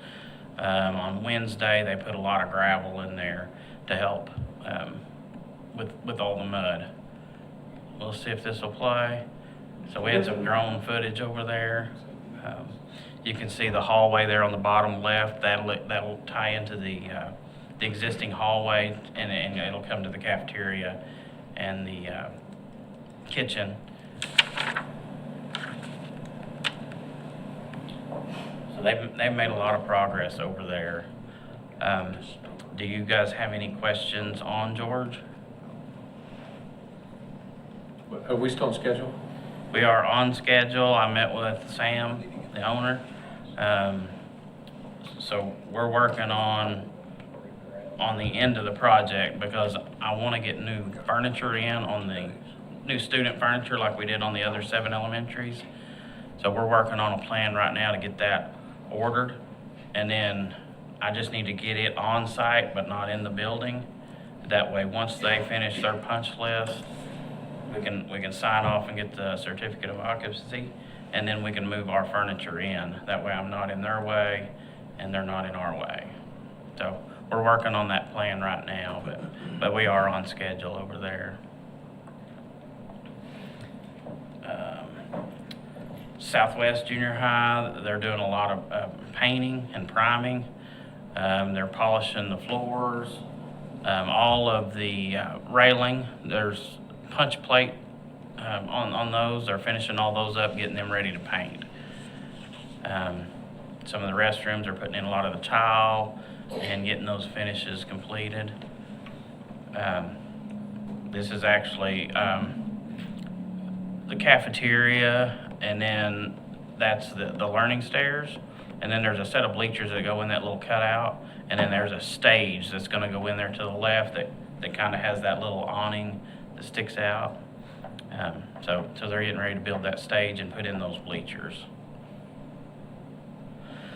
The kitchen, we're starting to put in some of the kitchen equipment, get all the hoods in, all the Ansel systems and suppression is put in place there. They're on schedule over there too, making a lot of good progress. The plan over there, as soon as school gets out, like that next day, we're gonna kill the power and everything to the old building, and then start utility work to tie in the new building into the permanent service, and then start prepping the other building for demo, so we can start that parking lot phase. And all of these projects, Central and Southwest, before we demo out the original building, my crew's gonna go in there and, some of them have new LED lights, lay-in lights, we're gonna take those out. A lot of the doorknobs we're gonna take out, so we're gonna salvage as much as we can out of those, put back over at our warehouse so we can use it at other buildings. So there's probably gonna be 2 weeks worth of work in each one of those just to get everything out that we wanna keep. Same way at Springdale High, that wrestling room, the locker room has some nice new lockers. It's probably 5 years old. So we're gonna take those and install them in the main gym where those wood lockers are in those 2 locker rooms. We're gonna take all that wood out and put the metal in place, and that'll up their capacity to about 101 lockers on one side and then about 68 on the other side of metal lockers. That's all I have, unless you guys have questions. Good job. All right, appreciate it.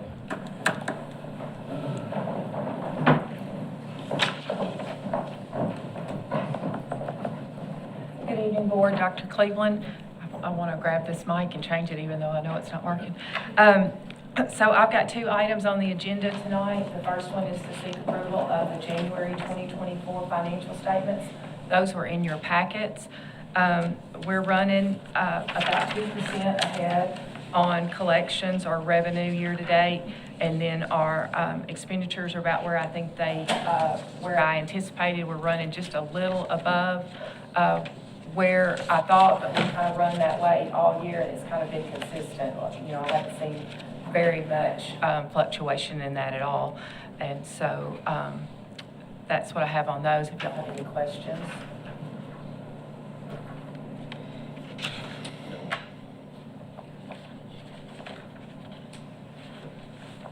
Make a motion to approve the January 2024 financials as stated. All right, we have we have a motion by Mr. Olby and a second by Mr. Emerson to approve the January 2024 financial statements. All those in favor, please say aye. Aye. Any opposed? All right. My second item is getting approval to continue having Gladden Photography LLC, which is owned by Dr. Gladden and his wife, to continue performing photography services for the district. My understanding is that they do pictures at prom and that sort of thing. And it's a renewal. We had that, it's a renewal of the contract that or the approval that he had for the last 2 years. So this would extend it, just because of the way the board meetings fell, this would be March 9th of 2024 through March 8th of 2026. So kind of bringing it a little bit ahead of schedule, but just with the weather and that sort of thing, wanted to make sure we were in compliance. So, I'm gonna have to say no. well, I was expecting that, but I was thinking, you do sports photography, they're doing prom, so all is well. No, they're great. We need to do this.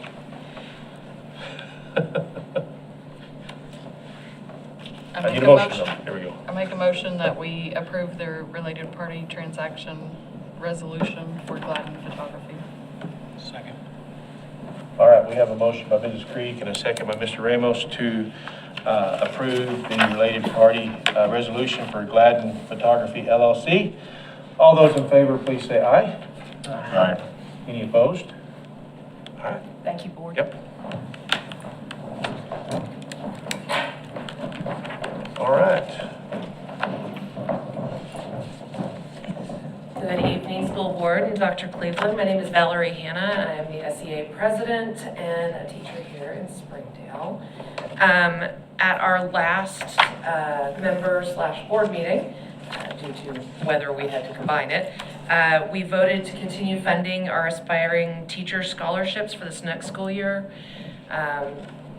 being that with our losing of the payroll deduction and losing members, the idea of, where are we going to put our funding, or our members' dues, I shouldn't say funding. Our members' dues is, we felt that the aspiring teacher scholarships was one that we definitely needed to continue. We're going to fund 3 scholarships. These will be for students that intend to go into education as their major. Ms. Dawn Graham, she is a educator at DTSOI, is going to be the chair of our committee. And if anybody's got Mr. Flint's number, because he said something about wanting to maybe be a teacher, I give him a call and let him know that he could apply for this scholarship through SEA. And then those will happen whenever each of the high schools does their scholarship ceremonies. Presentation. There we go.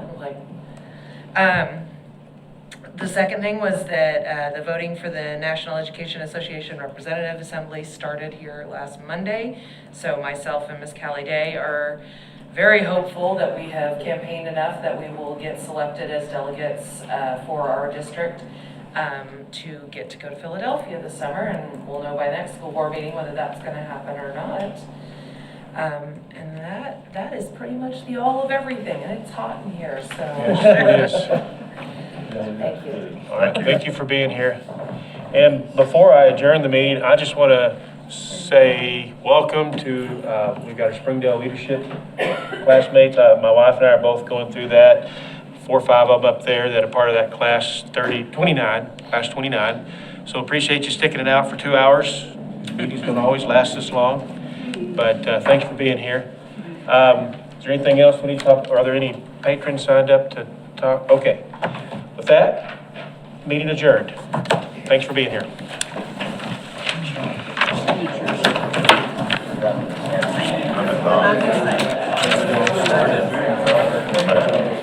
Got 2. I have 2.